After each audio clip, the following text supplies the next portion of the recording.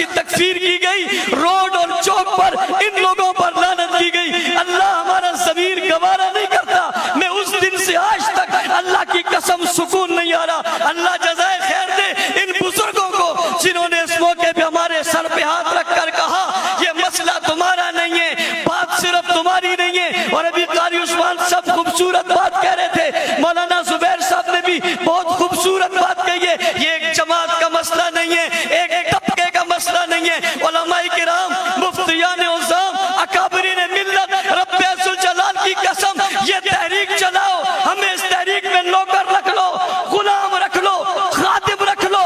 رب عز الجلال کی قسم میں تمہارے دفتر میں جھاڑو دوں گا، اللہ کی قسم میں تمہارے جوتے اٹھا کر سعادت سمجھوں گا۔ ہمیں لیڈری کا کوئی شوق نہیں ہے۔ میں ہزاروں لیڈریاں صدیق اکبر اور معاویہ کی جوتی پہ قربان کرتا ہوں۔ میں جماعت کا صدر ہونے کے باوجود اعلان کر رہا ہوں حضرت اقدس تمہاری جوتیوں کا خادم ہوں، میں اس میں بیٹھنا چاہتا ہوں۔ اس تحریک میں آپ آؤ گے، ہم آپ کے غلام بن کر آپ کے دفتروں کی صفائی کرنے کو تیار رہیں گے، لیکن آپ کے شانہ بشانہ رہیں گے۔ اس ظلم کی بڑی داستانی، اس کی بڑی تحریک ہے، میں بتا نہیں سکتا، میں اپنی بات تو کرتا نہیں، ان لوگوں کی باتیں یقین کریں۔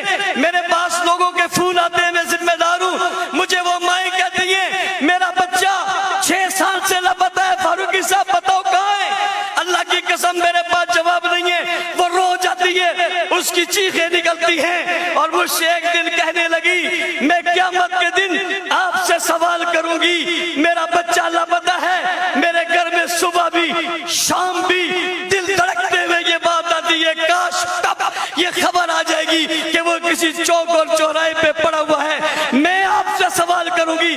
میں نے کہا اماں جی ہاتھ جوڑ کر کہتا ہوں میں بے بس ہوں، میں نے ہر دروازہ کھٹکھٹوایا، میں نے روڈ پر دھرنے دیے، میں اکیلا تنے تنہا اس کراچی کی سڑکوں پر رولتا رہا، مجھے گولیاں ماری گئی، میں نے برداشت کر لی، میرے اوپر حملہ ہوا، میں نے برداشت کر لیا، میرا جسم زخمی ہوا، برداشت کر لیا، ایک واقعے میں 10 لوگ شہید ہوئے، برداشت کر لیا، کئی زخمی ہوئے، برداشت کر لیا۔ رب عز الجلال کی قسم کسی نے اچھا کہا تب